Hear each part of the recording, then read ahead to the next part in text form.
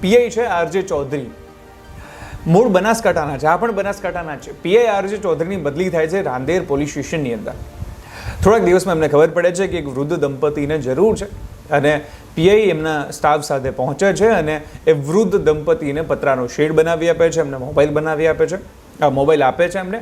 અને એ વખતે એ જે શબ્દો કહે છે ને એ ખરેખર કોઈ પણ વ્યક્તિના હૃદયને ઢાઢક આપે એવા છે. એ કહે છે કે તમે હરિભજન કરો, કોઈ ચિંતા ન કરશો અને કોઈની ચિંતા કરવાની જરૂર નથી, અમે બેઠા છીએ. એક પોલીસ ઇન્સ્પેક્ટર આરજે ચૌધરી, બનાસકાંઠાના જ છે. આ પણ એ જ સમાજમાંથી આવે છે.